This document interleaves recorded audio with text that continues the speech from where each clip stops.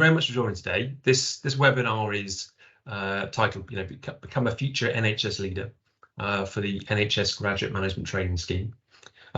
The topic of the webinar specifically is around the finance specialism. So while most of the information we'll share is common across the scheme, we've got two wonderful trainees here who are going to speak about their experiences who are working within finance specifically.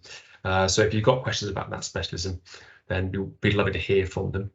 We'll do a few quick introductions. So my name is Andrew Davidson. My pronouns are he and him. I'm the GMTS Senior Manager for Attraction and Recruitment.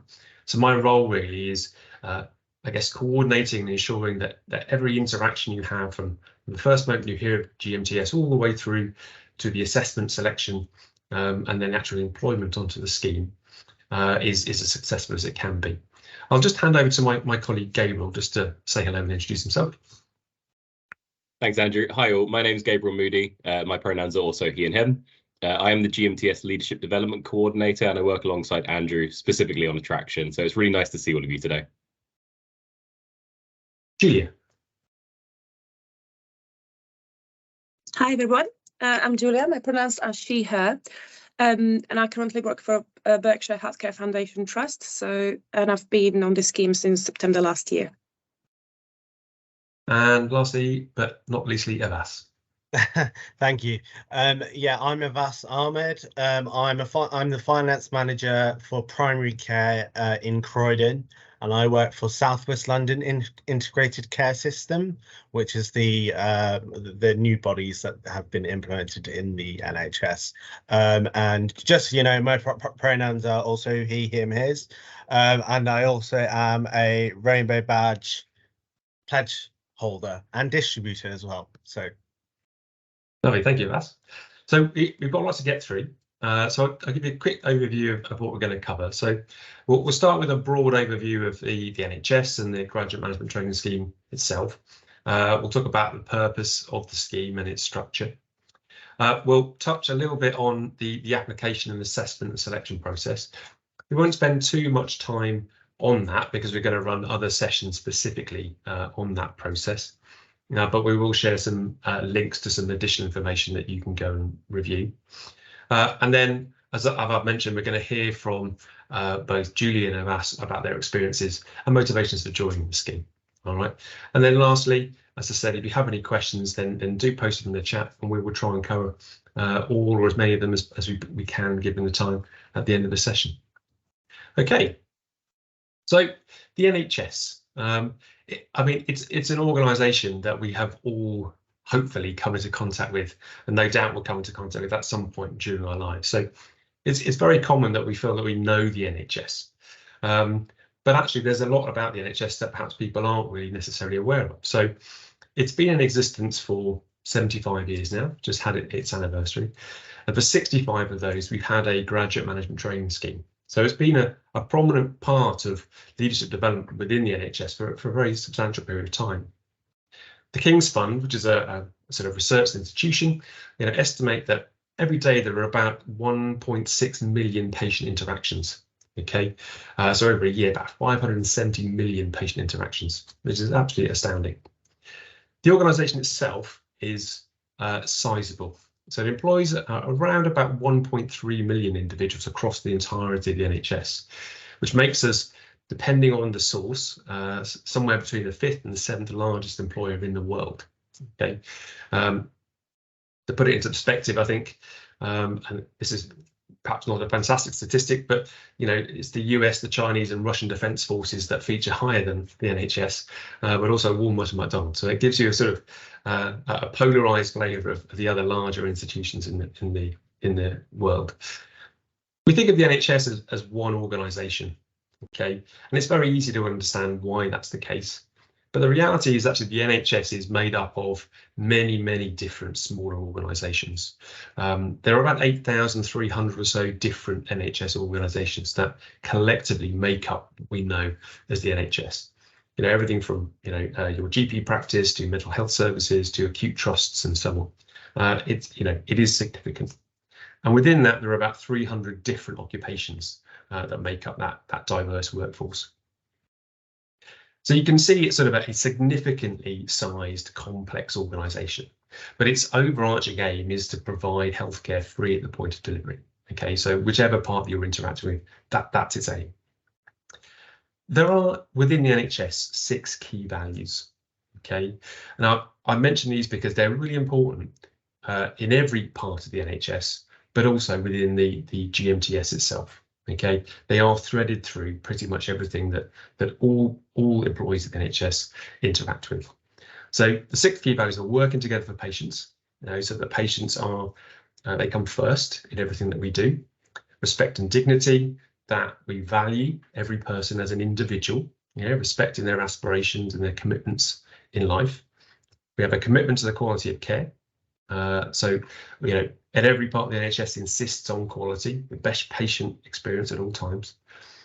Compassion is absolutely key, central to the care of the NHS. Improving lives, so we're striving always to improve health and well-being for everybody. And then lastly, that everyone counts. That's key. We maximise our resources for the benefit of the whole community, each and every community, making sure that no one is excluded, discriminated against, or left behind. The GMTS itself has, we absolutely adhere to those values, but as an entity, what is the GMTS? So the GMTS is in essence a fast-track leadership development program. Okay, in every essence. So it provides fast-track training and development for trainees, preparing them for a really wide variety of leadership roles across the NHS, across those 8,300 or so organisations. It's a fully funded programme. So organisations who work with us, make a contribution to the training and development of the trainees. There's no cost to the trainee at all. Okay. The scheme is importantly a non-clinical management training scheme across 6 different specialisms. So if you are interested in a clinical career or a pathway, or indeed if you've already started training on a clinical pathway, but are considering a change, then we're appropriate. If you are specifically looking for a clinical career pathway, then we're perhaps not quite right. Let us know. We can absolutely direct you to something that's slightly more appropriate or useful to you. Key purpose of the scheme is to develop senior NHS leaders of the future. Okay, at one point we might say that we're looking for aspiring chief executive officers, but that isn't really the case because there are a lot of different individuals required to run at a senior level within the NHS. So we're looking for people who can develop into all of those different roles across those 6 specialisms. We do have a large number of scheme alumni. Many of the NHS England CEOs, were scheme participants at some point, so they're alumni of the scheme. And right now, what we're looking to do is to start the process of recruiting the next cohort of trainees to start in September 2024. We'll be looking for around about 250 individuals. So the scheme really is the strength of the scheme is in the support and the networks that are made available to individuals. Yeah, so it's this really that I would say, and I would hope others would see the same, that's made us recognised as being one of the top graduate employers. So we feature in the Times Top 100 very regularly. We've been there since for the last 25 years, and we've been identified as the graduate employer of choice in both general management and HR. But the bottom line is that we're very well regarded, and the scheme has been in operation a long time, and so it's been able to refine some of the things that it can offer. I'm interested to hear from, we've got Julia and Avas with us today, both of whom are finance trainees, but I'm interested in your motivations, Avas, Julia, on what was it about the NHS GMTS that actually sort of prompted you to apply, because there are lots of other finance routes out there in the graduate market. Avas, can I come to you first? Yes, of course you can. So hello everyone, welcome. My name is Avas Ahmed, pronouns he, him. I already worked for the NHS because I trained as a pharmacist, so I was preclinical. I was clinical pre to the scheme anyway, and then my ultimate goal, and then I was applying for postgraduate medicine and this scheme at the same time, and I got on the scheme first, and I was like, well, I've just saved myself a load of money and I've jumped straight up into management, and it's an excellent decision. So my motivations were purely, I mean, my mum was a nurse. I mean, I think you tend to see trends in families who work in healthcare tend to work in healthcare.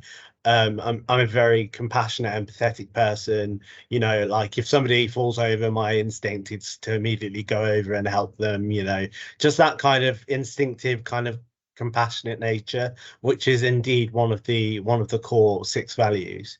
I think yeah, so that's one of the core values. I also think there is also scope for improvement as well. And I think that's being, you know, completely honest. And yeah, and so I wanted to contribute to that. And you know, I saw the clinical side, and I thought about the impact that I could have on from a clinical perspective, which was one-to-one patient interactions, which was quite important to me. But what I wanted to see more of, especially from the finance specialism, was where are the resources going, and where are we investing and disinvesting, you know, and making sure from a managerial perspective that we're putting the money into the right streams, and that we're thinking more long term, and we're thinking more, and this may not be a word you're super familiar with, but strategically, which basically means we're thinking, you know, 5 to 15 years.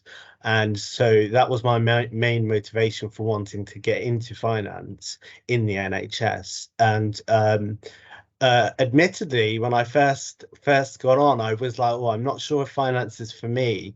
And now, you know, coming up to 2 years, I absolutely love it. And you know, there may be a misconception that finance people don't know anything about the actual runnings of, you know, services and services provided, patient care and things like that, but it's absolutely not true. I mean, in our orientation week, I met our CFO of my first placement organization, and he knew absolutely everything. I was blown away, and that was really, really inspiring. And I think that's a really I think that can be a bit of an you know, it can put people off.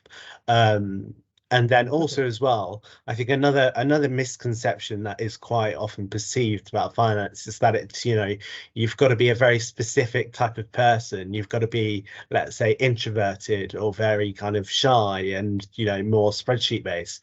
I am the complete opposite of that. I'm a very, very kind of like, not loud, but you know, I'm a talkative person. And I'm a passionate person, and I'm an extrovert. And we do exist in finance, and there are hopefully more and more of us. And I have personal passions as well that I have been able to, you know, this is probably the final thing I'll talk about, then I'll pass on to Julia. You know, I've had personal passions of my own that I really wanted to get involved in. You know, so one of them, you may not be able to see, I did show you before, is the NHS. I'm doing the Instagram thing. The NHS Rainbow Badge Scheme, which is essentially you sign a pledge to say that you will support listening and supporting any LGBT plus, particularly youth, in hospital, and it's just an awareness sign to let them know if they feel uncomfortable, they can talk to you. And then the second one here is I feel like a Pokemon trainer. I mean, that I might be a bit old for you guys, guys to know what that is. But the second one is that I'm a mental health first aider, which is my second biggest passion. So I also have long-term mental health conditions. The scheme has been very, very kind of adaptable and put in place reasonable adjustments to support me whilst I have been working through the scheme, because it is an intense scheme, but it's extremely rewarding. But yeah, I was given an opportunity to do both of those whilst doing everything else, and there are lots of opportunities. So you know, if you've got a narrow scope at the moment, you think it's very, very strictly finance based, broaden that scope. There are more horizons. Wonderful, I'll pass thank on you. to Julia. Thank you, Abbas. Yeah, Julia, I mean, was there anything particular that interested you about the GMTS as opposed to some of the other graduate opportunities out there? Yes, I've applied actually for various schemes, and I have chosen finance because I felt that NHS, I felt very passionate about NHS, and I had a strong support during illnesses in my family. And my background, I got an economics degree, and right after university I had children, so my kind of route was slightly different. So I couldn't really pursue the finance route. I probably would have been in private finance, as Andrew mentioned, but because of my family, I feel it is much more adaptable to have a family and work in NHS and to be a financial professional. This is not to say that it's not challenging with family, because obviously you have to balance studying and working.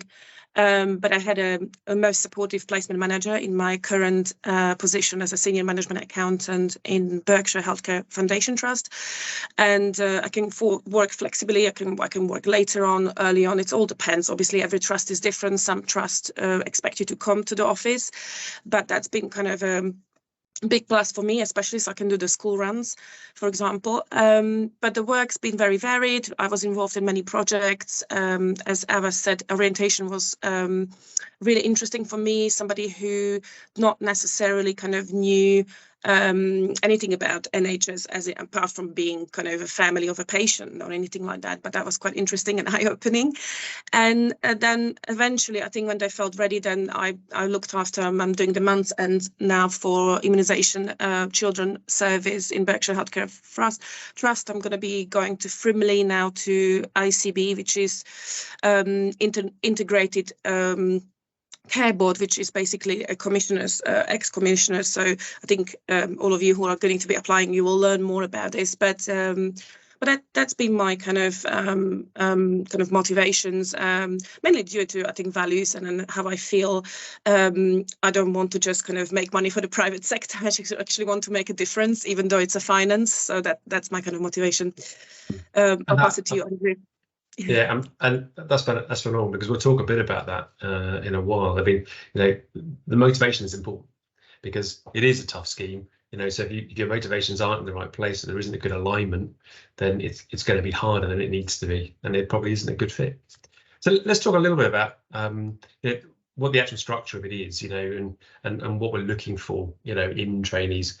We get asked a question quite frequently about, so what sort of person do you want to apply? What sort of people are you looking for? And the difficult but honest answer is there isn't really one type of person. Okay, so we are looking for people who are ambitious, who are motivated, have that really good mission alignment with the NHS. Okay, so we're recruiting from a really broad base. Predominantly, individuals are coming from university. It is a graduate program, so there are minimum entry requirements. But actually, we have a large number of people who apply who have already been in work, either inside or outside of the NHS, people who perhaps graduated quite a number of years ago. My background actually is in education. I was previously a head teacher, deputy head teacher. So, I made a career change, and similarly, we have many people changing career into the scheme, and see that as a really good fit. The minimum eligibility requirements really are quite straightforward. So we need a minimum of a 2-2 degree in any subject. There's no particular necessity to have a particular degree subject.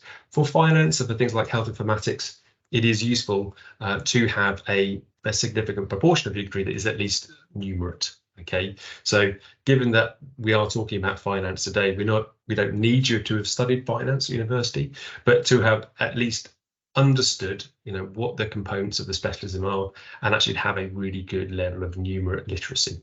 Okay. The last point is really to have the right to work in the UK. So it is a full-time scheme. For finance specifically, it's 2.5 years. For other specialisms, it's 2 years. So you do need to have right to work in the UK for the duration of the scheme.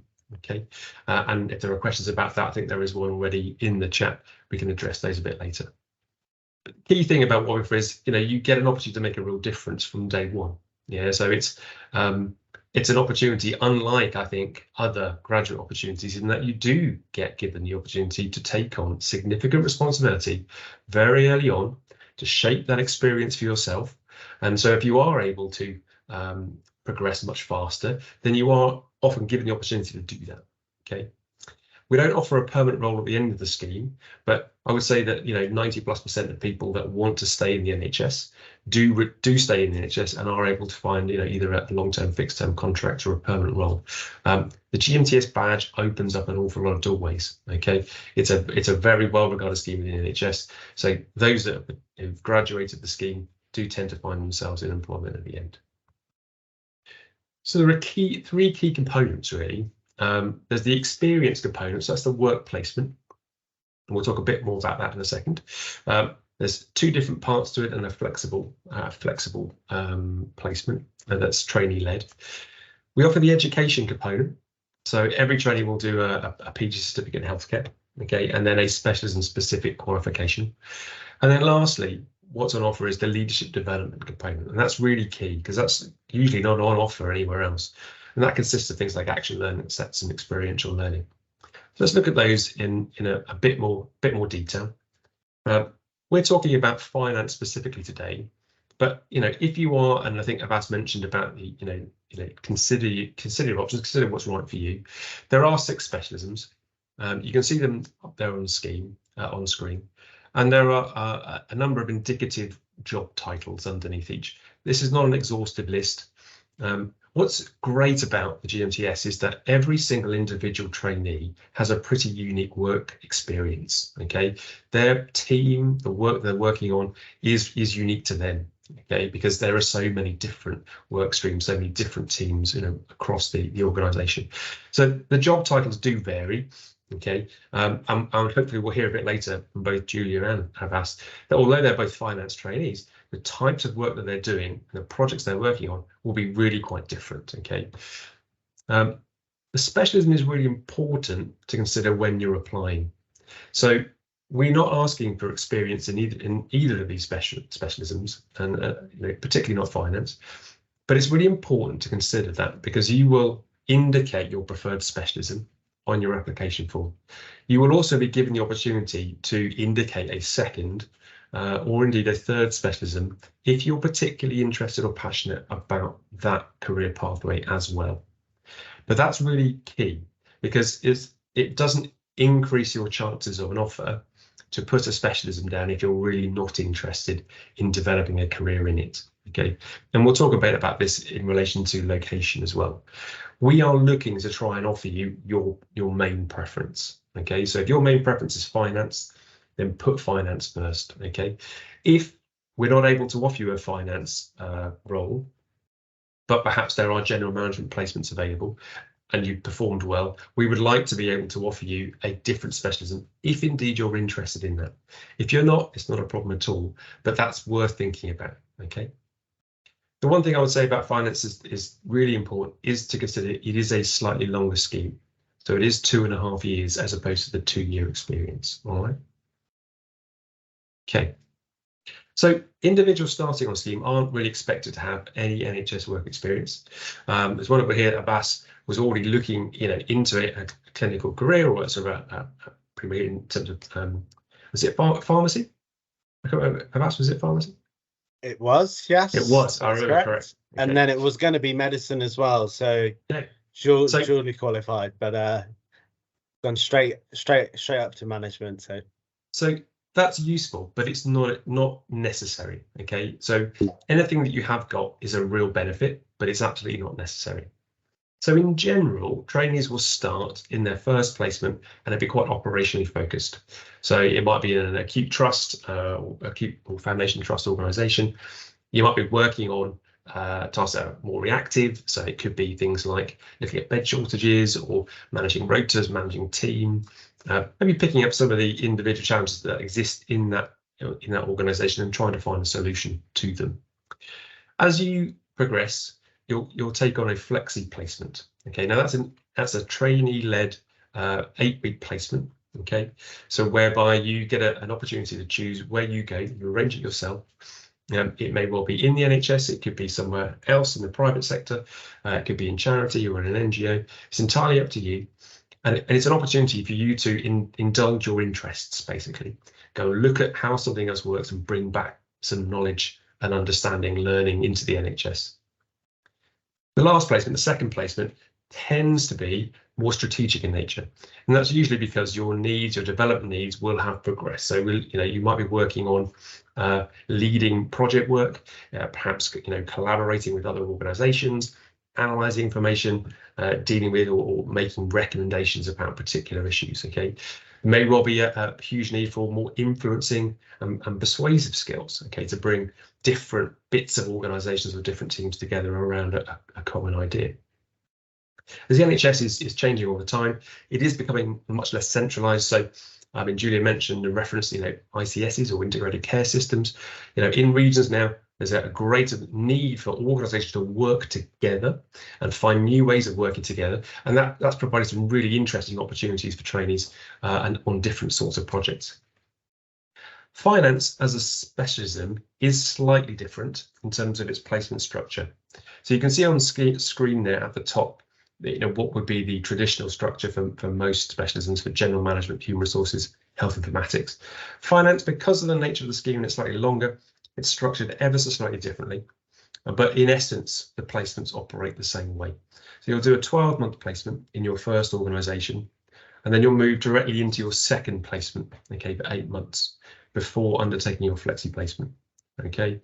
And then once you finish your flexi, you then finish that longer second placement in the second organisation, in that second placement organisation. The reason for this really is to, to take into account the different financial years and to give you more opportunity to complete the education, which is more intense, slightly more of it. Okay, and because it's such an involved specialism, you need more time in that second placement organisation to really have an impact to, complete the competencies that we'll talk about a bit later on. Okay, so education, I've just referenced there, is formed of 3 key bits. This is the 3 key bits of offering. Okay, it encompasses a range of different elements. So they include things like exams and assignments, activities set by education providers, but also action learning sets and experiential learning, which is provided by the Leadership Academy or the equivalent of the Leadership Academy. All trainees will do a PG certificate, a postgraduate certificate in healthcare leadership. Okay, remember the scheme and the specialism that you take on is a foundation in leadership. It's giving you a foundational expertise in something which you will then utilise later on. All trainees complete that postgraduate certificate in healthcare leadership. General management trainees will continue that to diploma level, but all other specialisms will do it just to certificate level, but also in addition, they will undertake for finance, it's the CIPFA qualification, so a professional qualification in finance at the same time. I'll just pop that up on screen. So you can see that finance specifically is the CIPFA, but the other specialisms, it is again, specialism specific qualification. So for example, human resources would undertake the human resource management diploma to diploma level over the 2-year period. Okay. Trainees are expected to manage the education commitments themselves effectively in conjunction with their placement managers. It is a lot to juggle, okay, and we'll ask our trainees a second just to talk a bit about their education experience. There is an internal education team that manages the relationship with the education providers. Okay, however, trainees usually deal with the education provider directly, usually through a tutor, in the same way that you would at university, or if you're doing a master's, a part-time master's while you're working, which is in essence what it is. Attending education is compulsory. Hosts, accommodate the training needs of trainees and the attendance of those. All costs are provided for in terms of travel and accommodation. And there is a study policy as well, study leave policy. So trainees can arrange time to study and utilise that to make sure that they're not being overloaded and that assignments and exercises can be completed in time. There is a policy, but there is also informal arrangements with managers. Key is really just good communication with those around you to ensure that they know what your expectations are, what their expectations are, and what the timetable is. Julia, I'll come to you first. I've mentioned that there's a lot going on in education as well as the work experience. We always talk about the scheme being hard. We don't sugarcoat that at all. But what's your experience? How have you found that? How have you managed the combination of the two? So I think for me, particularly because I've got family as well, you got to be super organized. I think I found it with my placement manager. I send him kind of a calendar of what I've got going on, so they also understand and trust what you've got going on.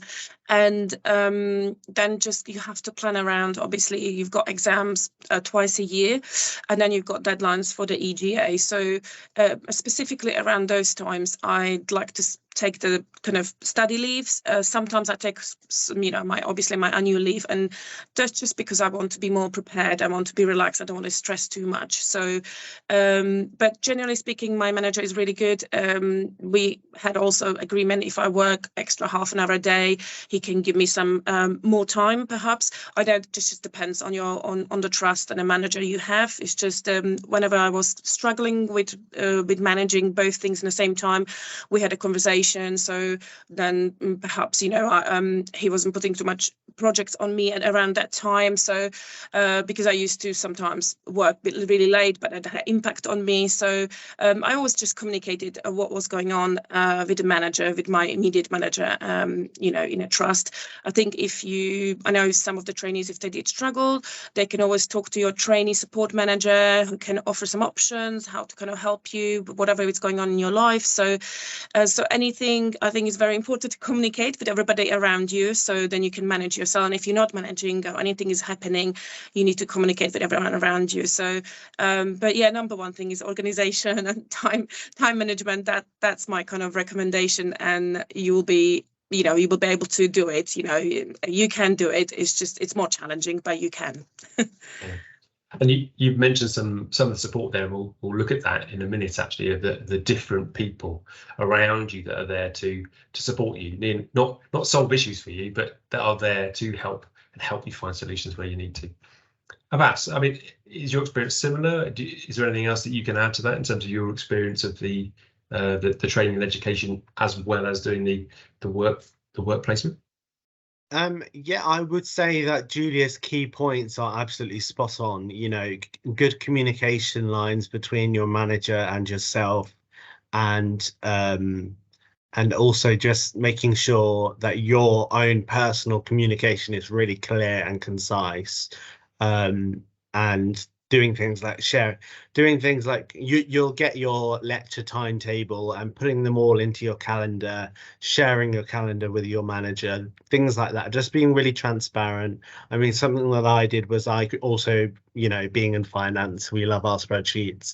I created a spreadsheet of, the whole year and which days I was going to be in the office and which days I wasn't. It is challenging. Finance is particularly more challenging than the other ones, but we get a recognized qualification at the end of it. We are chartered accountants at the end of it, and it's a huge bonus.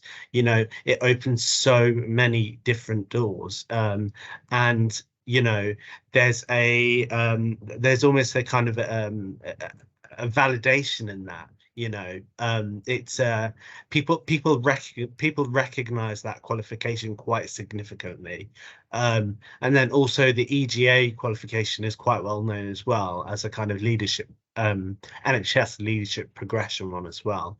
But it's really about kind of just managing your time quite well, and just kind of setting yourself time to study, time to do work, being really clear with your manager. And sometimes managers will have university sandwich year placements students who will be 5 days a week, and they'll get a bit confused between you, who has lectures 2 or 3 days a week, and them. And it's just being really clear that my capability and my capacity is slightly different, and then just working around it. But other than that, Julia got all the advice spot on. So yeah. Okay, thank you, Abbas.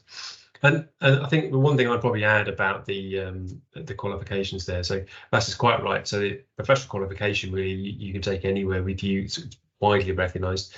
We are currently looking at reprocuring all of the education providers.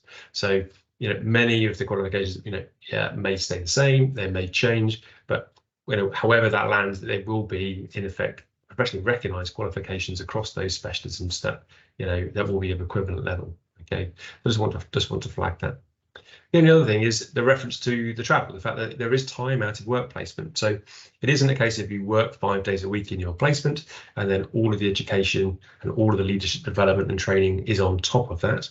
It is part of the experience, okay?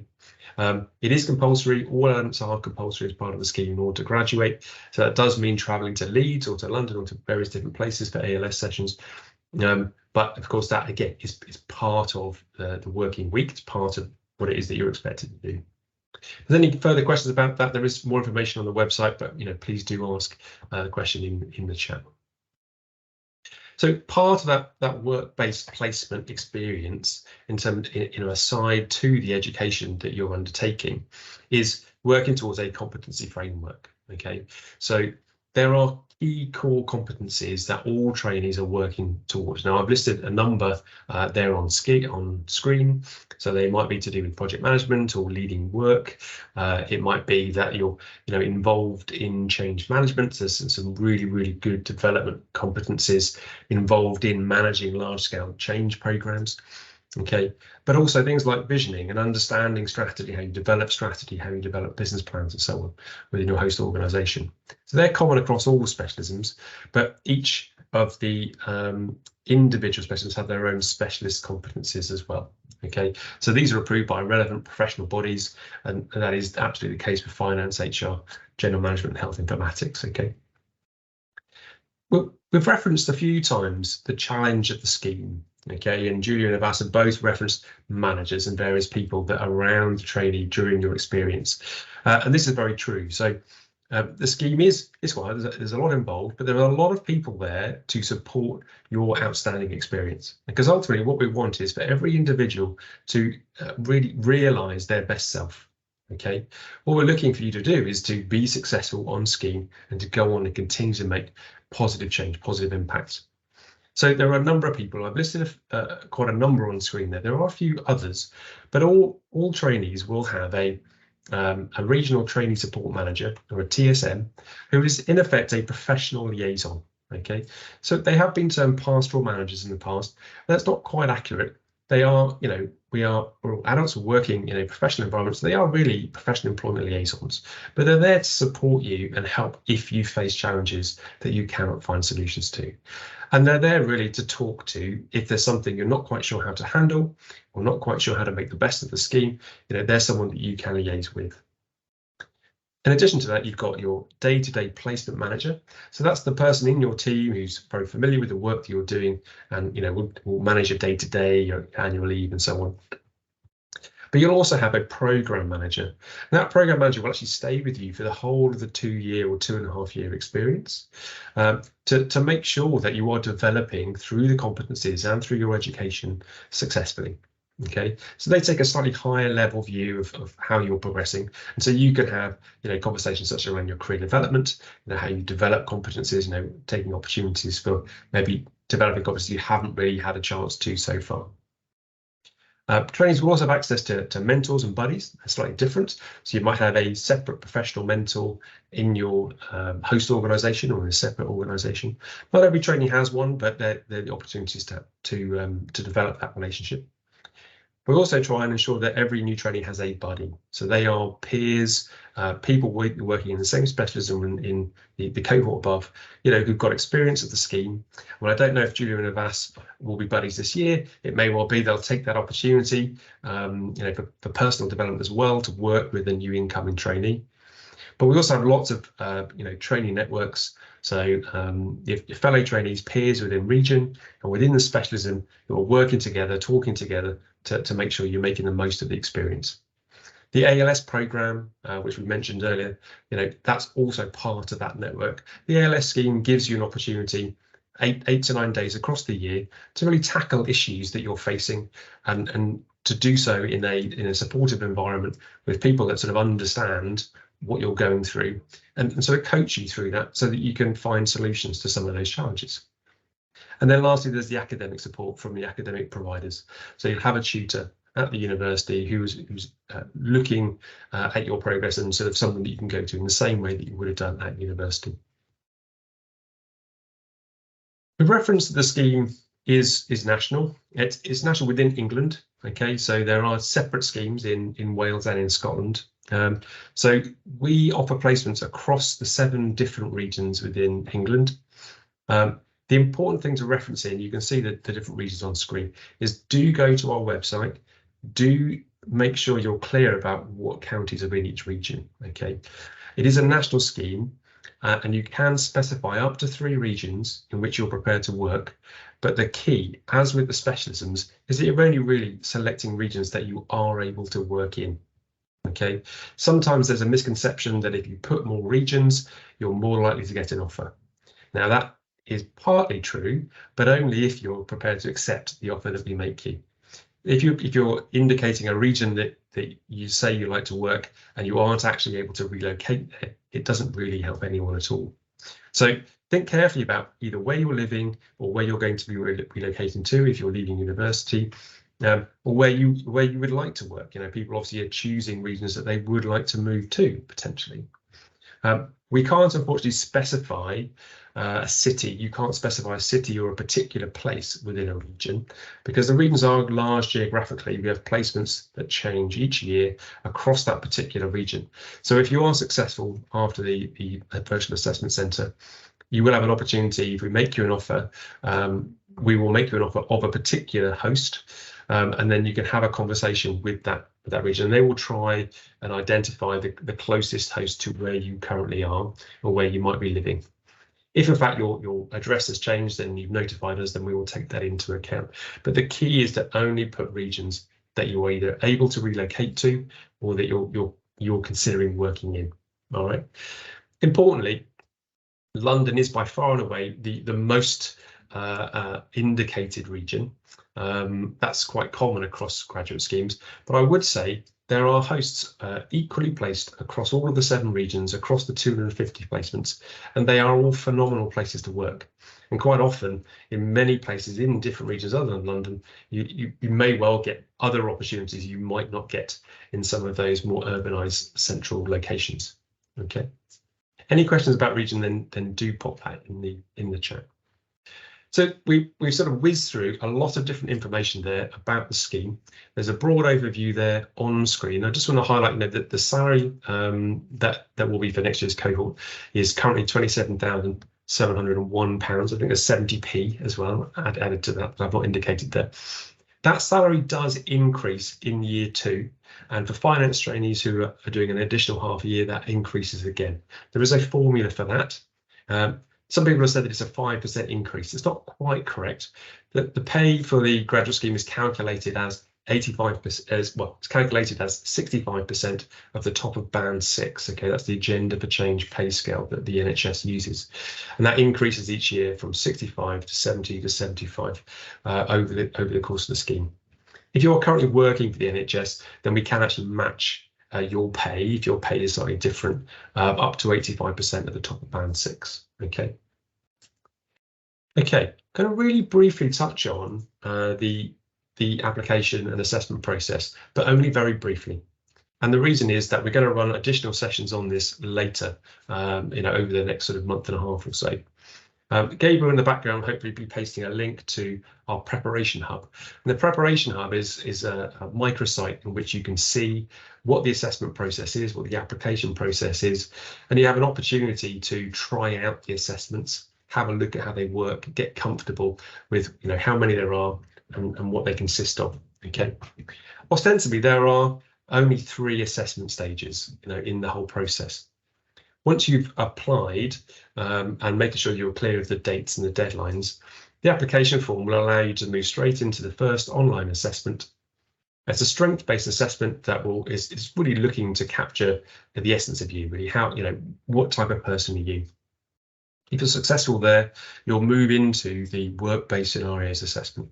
So you'll be presented with a number of pieces of evidence, and you'll have to assimilate that, understand it, and then answer questions around it. There are a few video questions to respond to as well, so you get a chance to actually present yourself answering that question. There's plenty of time to prepare for those, so it's not, while there is a time limit to it, it's not like a countdown where you have to record yourself before the timer finishes. Okay. If you're successful at that stage, then the last stage is the virtual assessment centre, and that is a half-day assessment experience, which will take place in either January or February. There are 3 or 4 different exercises that you'll have to undertake during that assessment centre experience, from an individual exercises to a group exercise and a strengths-based interview. If at that point you're successful, we're at the point of being able to make offers, and you'll be indicated either as being offered immediately, and we will call you relatively quickly to discuss a placement opportunity with you, or indeed we might invite you to be on the reserve list. And that's important because many people's situation changes, and we are able to offer many individuals a place on the scheme who's done exceptionally well at assessment centre, and so they're able to then make progress as well. The last option is that we're not able, unfortunately, because of performance in the VAC, able to make you an offer, but we will signpost various different opportunities to you and encourage, if you are still passionate about the scheme, to maybe make a second application. And there are many trainees each year who will apply more than once before they're successful. Okay, so don't be disheartened if in that first application you haven't made it through. Okay. I'm very keen to come to our trainees. I'm very aware of time, okay, and we've packed an awful lot in today. I just really want to hear a little bit about actually what the day-to-day experience is like for trainees in finance, okay? So we think we know what that specialism entails, but I'm keen to hear from both Abbas and Julia, what actually does your day look like? Julia, can I come to you first, and then Abbas will squeeze you in before the end, and then we'll see if we can tackle some of the questions. Julia. Yes, of course. So my actual roles, it's called senior management accountant, but I would say that kind of changed throughout the year, and I was able to go to financial accounting, then I was able to be in financial management. I was in AP and AR team. So I think my trust kind of started me kind of slowly, and as I was kind of becoming more and more confident, they've given me more tasks and projects to take on. From January, I've been in financial management, which is basically being part of one division, particular division in a Berkshire Trust, and kind of overlooking the month's ends. Initially, I was just shadowing another accountant, but eventually I was given a cost center to look after. And it's just giving you kind of freedom to a little bit do it yourself, but enough if you do make a mistake, there is somebody to kind of guide you through it. So I think the best way to learn to actually is to make mistakes and go back to the drawing board and do it again. And I think that's quite important, because you're not going to know everything. You won't understand everything just by shadowing somebody, but actually being kind of stuck into that role every single day, and I'm able to do that. So for the month's ends, every trust has got different timeline, but you've got to produce the reports, you've got to see the accruals and see where are variances. This is essentially what kind of you're going to have to understand as a finance person, and be able to forecast and plan. So that's been quite of eye-opening. It's been more challenging. It does require analytical skills, so does require a bit more advanced understanding of Excel spreadsheets, so you can actually do the analysis. But if you're willing to learn, and if you want to, there are opportunities to take on any workshops that your individual trust offers, or you can search yourself. So far, I didn't have to pay for anything, but I kind of just understood that from beginning that I need to do more in terms of me being more capable in analyzing the data. So and for yourself, you might be in a different trust, you might be in ICB where your requirements will be different, or your role will be slightly different, so that's where I am. I'm just finishing the project and I'm moving on to Frimley, so I'm excited to see if I'm going to be in more strategic position. So yeah. Wonderful. Thank you very much, Julia. I mean, it's interesting to hear that some of the things you've got, combination of different skills. You've got the inclusion of some sort of strategy and the ability to take responsibility for, cost centers and whole pieces yourselves, really. That I think in lots of other roles, you are one of many people that perhaps get to interact with something, but not really take responsibility for it. So that sounds like a really phenomenal opportunity. Abbas, can I come to you? I mean, does that ring true? Is your experience very similar, or do you have a very different sort of work placement? Fairly similar.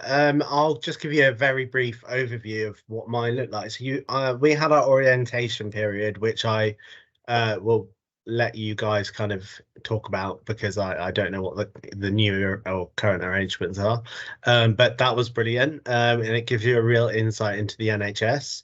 And then I had a rotation of, again, AP and AR, which is accounts payable and accounts receivable. So that's essentially money coming in and money coming out, and making sure that they're actually followed through so that we actually receive the money. And then I also worked in cash accounting. So I did things like bank reconciliations, just to make sure the actual bank balances were correct. I worked in VAT for a little bit. And then I also worked in some things you don't think about, like cashiers, so the cashier's office, who will deal with like the ticket office for the car parking, and then they also do expenses, and they also will do other kind of passes and stuff. And then and then you get the opportunity to, that's more of the financial accounting side. And then you get to look at the financial statements as well, which basically show what the position of the business is looking like as a whole. And then you get your management accounting, which is looking at a service or a directorate, or the organization as a whole. And although I doubt you'd get that level of experience on the scheme, that's quite senior. And then you kind of you're kind of, as Julia mentioned, you're looking after a budget, and you're just you'll get a set list of services, and you're just ensuring that each month the budget that you've got allocated, they are spending to budget, and if there are variances, then you just investigate them. I've been really lucky that in my second placement, my manager has he's allowed me somehow to do quite a senior role. So I'm actually operating at band 8A right now, which is ridiculously high, and I wouldn't recommend it whilst on the scheme, and definitely not in your first year. And something I did want to mention early on, which I will just mention as well, is, so a couple of things. So you've got hybrid working. So I only go into the office 2 days a week, but if I've got a reason where I don't need to go in, or I've got something else or a doctor's appointment, I don't have to go in. It's just completely flexible. The second thing is, your first year will literally just be you figuring out what the NHS is. Your second year is when you get into the swing of things. And other than that, so right now I look after, I finance manage primary care for Croydon. So I look after a few different services and do the same thing as Julia, monitor the budgets, make sure we stick to them, and every day can look very, very different, but some of them look very similar. And month end happens every month, bar one, the first month of the year. That's it, really. Okay. Thank you, Abbas. And that's interesting. When you mentioned the banding there, sounds like you've got a really phenomenal opportunity there to develop lots of competencies, lots of skills in a sort of a slightly more senior role. And that's actually not uncommon across the scheme. But as you referenced, it's not for everybody. And the trajectory that someone has of their progression will look different. And it really is about working with your managers to either demonstrate your competency and how well you're progressing and how fast. And if you are able to take on more, then usually there will be opportunities to do that. In terms of banding, that's not something that's very common sort of understanding for people outside the NHS. So the salary that is within band 6, usually when you start the scheme, we would say that on average, trainees are earning around about £40,000 to £44,000 at the end of the scheme. So in their first role, that's about the average salary. Okay, a band 8A role that Abbas has mentioned there is sort of in early £50,000 sort of region. So that sort of gives you a sort of an idea of roughly what that sort of salary progression looks like. But the key thing is around actually what's the work that you're getting involved with. I'm very aware of time, and I think there are a couple of questions that we can come to. Both of you are about to start your second placement. Are you working in the same organisation? Are you moving to a different organisation? What is there any difference to the roles that you're going to be taking on compared to the ones that you've been doing? Abbas, I'll come to you first quickly. Yeah, so mine's completely different. So I worked in the hospital acute provider side in my first placement, and now I'm working in the ICB, the commissioner side. So we get given the money by NHS England, and then we divvy it out to the hospitals and the other kind of service providers.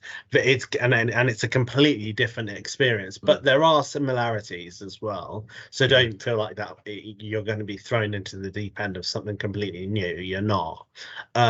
It's just you just kind of flip the way you look at things. So rather than looking at kind of it's quite hard to explain without having a little bit of experience, but basically you're just making sure that the services that you commission, that you pay organizations to deliver, you make sure they deliver them, and you monitor their performance against them. So my second placement's on a completely different side, and that's very varied, and really good, because you get to see both sides, and you get to see, okay, right, so if you're working in an acute trust, if you're working in an acute trust and you want money for something, how do you develop a business case to kind of put together a good argument for that money? And then as the commissioner, how do you make that, what's a good case? So it's good to see both. Sorry, Julia. Lovely. No, thank you. Julia. So I'm currently in a community and health and mental health trust, and I'm going to be moving to what you call commissioners ICB, and so my role in trust was obviously varied and primarily kind of focus on monthly ends. Now I'm going to be doing month ends also in ICB, but it's slightly different process to the trust. So I'm actually interested to learn, but I've already arranged a meeting with my manager and my line manager in a new trust, and basically I want to have a look through the competencies, because something that you're going to have to do throughout the scheme is to keep an eye on your competencies, and you got to meet certain deadlines. And from that perspective, a lot of competencies in first year you might not have enough experience to actually meet. So as you are coming to your second placement, you will be focusing on much higher levels, like 4 and 5. So I'm going to be meeting up with them and asking for some projects that I could meet those competencies and perhaps have more strategic insight. So even though I'm going to be starting in the same position, I'm not going to stay for long, probably only for 3 months, and then I'll move on to something else. Sometimes you just have to do it this way. Sometimes you have to kind of manage it yourself as opposed to, because not all the managers actually know the details of your competencies, so you've got to be proactive and speak to them, and if you're not getting enough work, you've got to ask for it. So but it's good to just keep them, it's good to just kind of give them an idea of what you would like to achieve, and they can help you as well how you can achieve those competencies and what projects could be perhaps what projects you will be good to undertake to meet those competencies. So that's just my experience, so I hope that helps. Yeah, lovely, thank you, Julia. I've moved on to the question, but just to highlight before we take out just a couple of questions at the end today. The application for the scheme will open on the 25th of September, and then will close on the 31st of October this year, and that's ready for the cohort to start in September 2024. Hi Gabriel, I see there's a few questions just popped up in the chat. Is there any that we can perhaps address before we finish today? Yeah, perfect. So Rachel asks, what percentage roughly of applicants get through to the VAC? Okay, that's an excellent question. I mean, so each year the number of people that apply does vary. Okay, but it is a very popular scheme. So we have around about 18,000 or so people who apply. Okay, and that does sound like a very large number, quite a scary number. We usually take around about 1,000 people through to the virtual assessment centre. Now, a lot of people sort of suggest, well, that's very, very, very competitive. Perhaps I won't apply. But what I would say, and other trainers have shared this in the past, is that we are looking for a really broad range of individuals. Okay, I would encourage you to apply if you feel that you're a good fit for the NHS and for the scheme. If you feel that we can offer you something to develop your career within this particular specialism, whatever that might be, then I would absolutely encourage you to apply, because there are a lot of people every year that really want this, but are very surprised that they actually get through. Okay, so there isn't one fixed type of person that we want. We're looking for a really broad mix. So if this is right for you, then I would encourage you to apply. We have another question from Malenga, who asks, for applicants who are on a student visa, is sponsorship available in all the locations on the scheme, or is it only available in London? It's a good question. It does change each year, and that's usually due to the rules from the Home Office. Okay, so we work very closely with the Home Office on what's possible. Predominantly, certificate of sponsorship is only available to trainees who are going to work in the London region. And the reason for that is purely the salary requirements. So anyone who works in London will naturally attract the higher cost of living allowance within London, out of London on the fringe.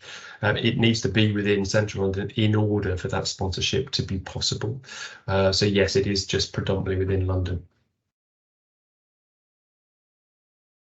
I think that is all the questions we have for now. Okay. I did see one a bit earlier from someone who'd indicated they'd done quite a lot of different education in microbiology. Apologies, I haven't scrolled up through the chat to have a quick look. If you have a lot of experience in the finance industry already, or indeed, within healthcare, there are some restrictions. If you've done the SIP qualification already, then actually you won't be eligible to apply to the scheme, because you have already undertaken a significant part of that education already. But if you're looking to switch and they haven't done that, and there are a lot of opportunities for individuals to join the scheme and to graduate, and as Abbas has indicated, take on relatively significant responsibilities depending on your level of ability and your progression. There are some people who are joining and will utilise the 2.5 years fully, to get to sort of senior manager level, and will exit the scheme at around about a band 8. There are those that do significantly progress much faster. Those who are particularly keen on career progression, the average time to director level is around about 5 to 7 years.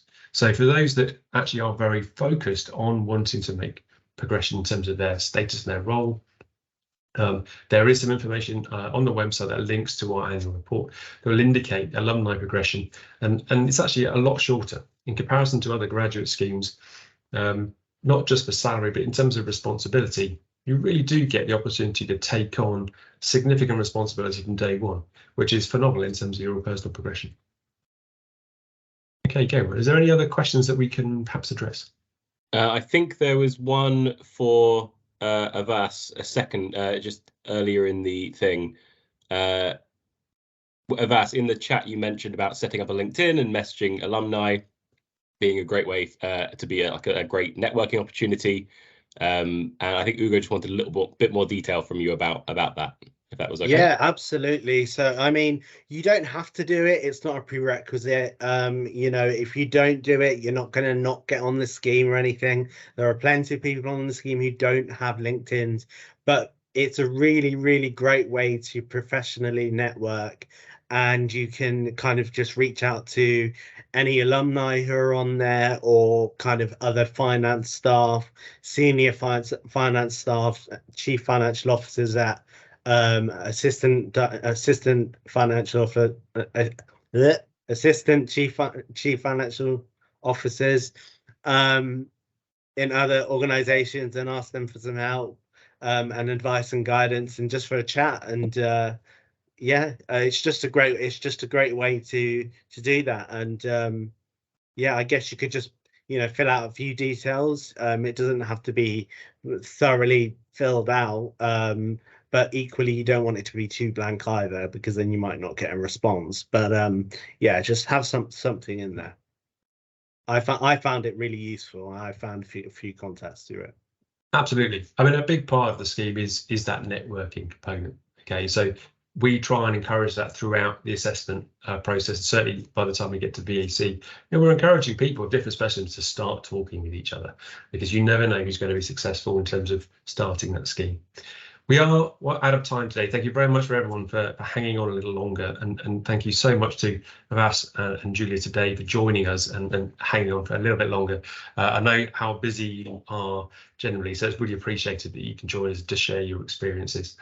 We are going to be running a lot of different webinars over the course of the next sort of month and a half. We also have a large university programme where we're going out to careers fairs over the next sort of month and a half as well. So do look to our website for the dates of various different sessions. If you would like to come and hear some of the presentation will be very similar, but other experiences of trainees, we'd love to see you. If there's any questions that you think of as well, do contact us.